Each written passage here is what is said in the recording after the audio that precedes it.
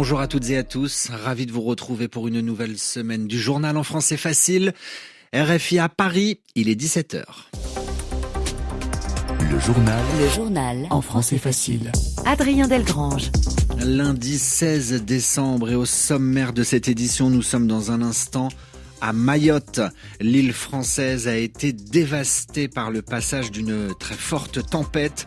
Le cyclone Chido a tout emporté. Il faudra des jours et des jours avant de connaître le nombre exact de victimes, dit le ministre de l'Intérieur Bruno Retailleau à son arrivée à Mayotte. Autre grand titre de cette édition, la Syrie. Bachar el-Assad s'exprime pour la première fois depuis sa chute, depuis son départ forcé de Damas. C'était le 8 décembre dernier. L'ancien président syrien a désormais trouvé refuge en Russie. Et puis en Allemagne, il y aura bien de nouvelles élections législatives. Olaf Scholz, l'actuel chancelier, vient de perdre la confiance des députés allemands. Voilà pour les titres. Soyez les bienvenus. Situation plus que catastrophique à Mayotte après le passage d'un cyclone. Pas d'eau, pas d'électricité, ni de nourriture pour de très nombreux habitants. Les secours continuent à l'heure actuelle de chercher des survivants dans les décombres des bidonvilles. Le bilan humain du cyclone reste encore difficile à déterminer. Les autorités font état d'au moins 14 morts, mais je vous le disais, il faudra des jours et des jours avant de connaître le nombre de victimes exactes, dit le ministre de l'Intérieur à son arrivée sur l'île française. Mayotte ravagée, Mayotte a besoin d'aide en urgence. Lisa Morisseau est notre correspondante sur place. Voici son témoignage. Déjà, avant d'arriver à Mamoudzou, donc en scooter, avec une amie, on a traversé l'île déjà hier soir pour avoir du réseau, rien que pour prévenir nos familles qu'on était vivants parce qu'on est coupé de tout là-bas. Dans tout l'ouest de Mayotte, tout est coupé, réseau, électricité, eau. Et déjà, Mayotte ressemble à un cimetière. C'est un cimetière, tous les arbres ont été rasés et on voit juste les tôles des bidonvilles qui sont affaissées partout. Tout est éventré et quand on arrive à Mamoudzou, là où il y a le plus de bidonvilles qui sont tous quasiment construits à flanc de colline, tout est effondré. On dirait qu'il n'y a plus de vie. C'est mort, c'est un spectacle désolant. Mamoudzou, la plus grande ville, la capitale de ce département français. Le président des Comores décrète une semaine de deuil national après le passage de ce cyclone sur l'île voisine, où les autorités comoriennes redoutent plusieurs centaines de morts, surtout dans les bidonvilles peuplées de nombreux Comoriens. À Paris, Emmanuel Macron préside dans moins d'une heure une cellule de crise sur Mayotte afin de coordonner les secours. Et puis, d'un point de vue climatique, Chido est le cyclone le plus destructeur à Mayotte depuis 90 ans. Les cyclones se développent habituellement dans l'océan Indien de novembre à mars. Mais cette année, avec des eaux de surface encore plus chaudes, près de 30 degrés Celsius dans la zone, cela a fourni davantage d'énergie pour que les tempêtes se forment. C'est ce que nous explique le météorologue François Bernardo. Il est au téléphone de Pauline Glaise. C'est un système qui finalement a réussi à transiter vers le canal du Mozambique sans passer par Madagascar. En général, les systèmes qui viennent de l'Est de l'océan Indien, ils heurtent Madagascar avant de ressortir du côté canal. Et lorsqu'ils transitent sur les terres de Madagascar, ils ont tendance à s'atténuer et à perdre en intensité, à se déstructurer. Là, ce qui a favorisé cette trajectoire d'abord très zonale, donc d'est en ouest, sans descendre vers le sud pour lui permettre de passer au nord de Madagascar, c'est les hautes pressions dans les subtropiques.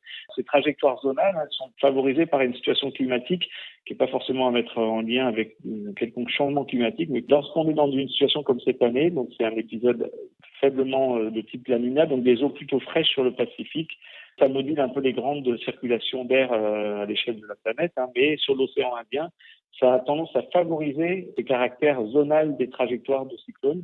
Chido est surtout exceptionnel car l'œil du cyclone a frappé directement le petit archipel. Sa trajectoire, si elle n'est pas inédite, elle est surtout inhabituelle, nous explique François Bernardo. L'actualité française, elle est politique aussi. Qui pour entourer François Bayrou? Avec quelle équipe le nouveau Premier ministre va-t-il gouverner la France? Il consulte consulte depuis ce matin. Le nouveau chef de gouvernement veut sonder les intentions de chacun avant de composer sa future équipe. Le Premier ministre a reçu les principales forces, RN, macronistes, PS, LR, à l'exception des Insoumis qui n'ont pas souhaité venir. Raphaël Delvolvé, ses premières discussions permettent surtout de savoir qui ne souhaite pas entrer au gouvernement. La première à avoir été reçue était Marine Le Pen. Marine Le Pen du Rassemblement national n'était pas venue nouer des alliances, mais plutôt comparer avec Michel Barnier qu'elle a fini par censurer, car pas suffisamment à l'écoute des demandes de ses électeurs à son goût sur le pouvoir d'achat, la sécurité et l'immigration. La méthode est plus positive que ce que j'ai pu voir jusqu'à présent. Maintenant, j'espère qu'elle sera utile. Satisfaction à ce stade, mais cela peut évoluer une fois le budget présenté, comme les projets sur l'immigration et la proportionnelle. À gauche, les socialistes, eux non plus, ne veulent pas être au gouvernement. Leur chef Olivier Faure confirme chercher un accord de non-censure. Nous sommes dans une opposition qui est elle-même ouverte au compromis. Encore faut-il qu'un chemin soit ouvert. Et de ce point de vue, pour l'instant, nous sommes restés sur notre faim. Au stade où nous parlons, nous n'avons rien signé, il n'y a pas d'accord de non-censure. Il n'en dira pas plus sur le contenu des discussions, sur les retraites ou les futurs ministres. Même attentisme, doublé cette fois de discrétion du côté des forces présentes dans le précédent gouvernement. Ni Gabriel Attal pour les macronistes, ni Laurent Wauquiez pour les républicains n'ont souhaité s'exprimer à la sortie de leurs échanges avec François Bayrou. Bref, un premier cycle de discussion qui en appelle un second. Un participant assure que le Premier ministre sait déjà quand il veut présenter son gouvernement. Raphaël Delvolvé, chez nos voisins allemands, avec 394 votes contre, le chancelier Olaf Scholz vient de perdre le vote de confiance des députés. Olaf Scholz va désormais demander au chef de l'État, Frank-Walter Steinmeier, de dissoudre le Bundestag avant de permettre la tenue de nouvelles élections pour élire les députés prévues le 23 février prochain. Le journal en français facile. Au Proche-Orient, des sirènes d'alerte entendues en Israël. Des sirènes synonymes de mise à l'abri. L'armée israélienne annonce avoir intercepté un tir de missile en provenance du Yémen. Plus d'une semaine après avoir été renversé, Bachar el-Assad est sorti de son silence. L'ex-président syrien qualifie les nouveaux dirigeants du pays de terroristes. Dans un communiqué, il précise « Mon départ de Syrie n'était pas planifié, il n'était pas prévu. C'est Moscou qui a exigé, qui a demandé mon évacuation immédiate vers la Russie le 8 décembre dernier. » Bachar el-Assad est parti de Syrie avec d'importantes sommes d'argent.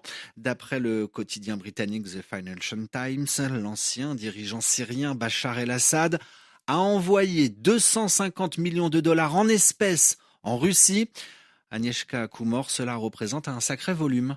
Ce sont au total 2 tonnes de billets de 100 $ et de 500 € qui ont été transférés par avion entre 2018 et 2019. Destination les banques russes payées pour avoir prêté main forte au régime syrien. Il s'agit ici d'une minutieuse organisation mise en place par l'autocrate. L'organisation ayant pour but de cacher les actifs syriens mis au ban du système financier international par les sanctions. Bachar al-Assad a été régulièrement accusé de spolier la Syrie de ses richesses. En parallèle, le trafic de Captagon, une drogue de synthèse, apportait des milliards de dollars. Cet argent avait permis au chef déchu de financer la guerre et de s'enrichir personnellement. Un système dont a par ailleurs profité le clan Assad durant des décennies. Des biens immobiliers et des actifs ont ainsi été accumulés entre la Russie et les îles Caïmans, en passant par la Suisse, la France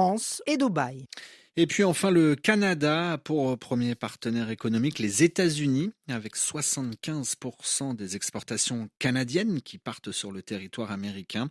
Depuis que Donald Trump a décidé d'annoncer imposer des droits de douane qui vont augmenter de 25% sur tous les produits canadiens, le Premier ministre Justin Trudeau et sa vice-première ministre ne s'entendent plus sur cette question. Conséquence, Chrystia Freeland vient d'annoncer qu'elle démissionnait du gouvernement canadien. Nous nous trouvions en désaccord sur la meilleure voie à suivre pour le Canada, a-t-elle écrit dans sa lettre de démission adressée au Premier ministre canadien. Ainsi se referme ce journal.